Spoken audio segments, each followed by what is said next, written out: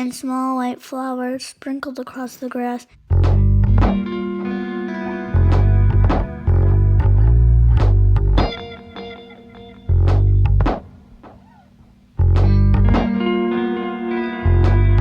The light is high and diffuse.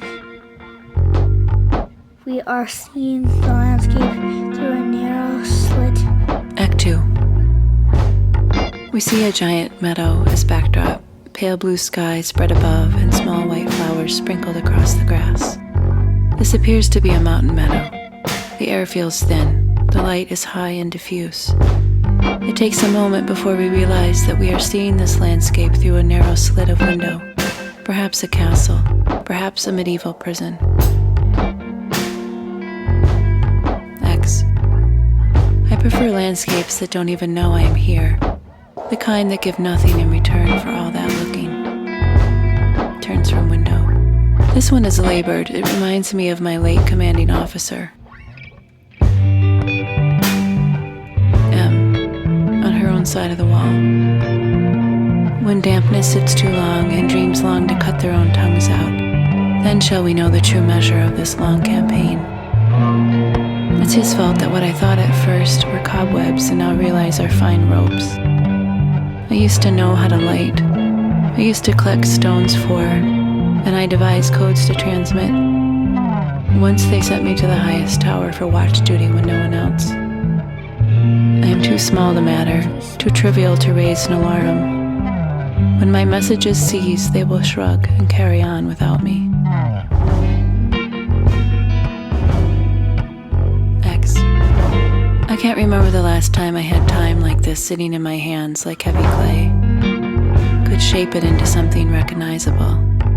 2 days here divided by 11 hours after I met her, and the single split second of that meeting blown up into shrapnel still hurtling toward me. Every time she bangs the wall, I scrape a notch in the wood floor with a bent nail. I've also counted how many stripes run the length of the mattress, and her face is a map I memorized as soon as I saw it. I read it over and over. M. I think he is enjoying this cold sojourn. He is too taken with his inner diversions to notice the war anymore.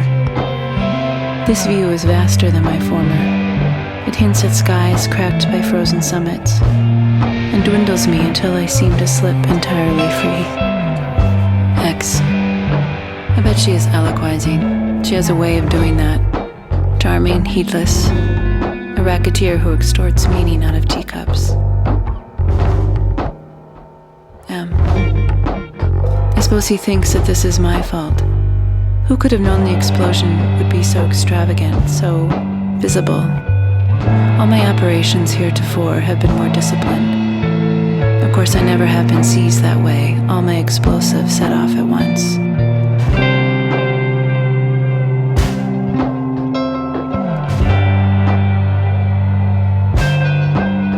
X. When I accepted my mission, I agreed to its terms. In my position, one accepts failure as a possibility.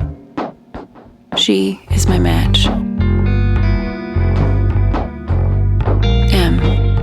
Rhythmically banging the wall with a broken brick. I wonder how he thinks we will escape this. Is there a we? Anyone at all?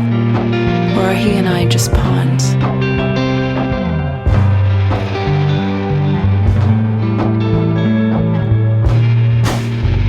X. First thing, the ropes. These are nothing compared to what obstacles lie ahead. Question. Do I risk her volatility? It may prove useful.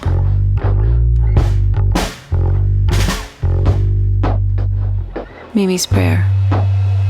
The Lord listens even through thick-walled cells. His ear is lovely to behold in the dark air.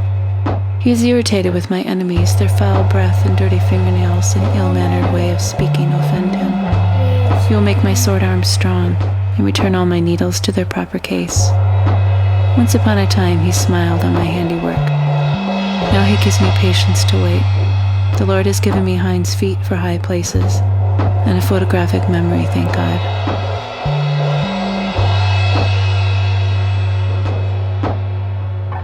X. Banging the wall in a pattern. I hope she knows how to listen. We must leave tonight.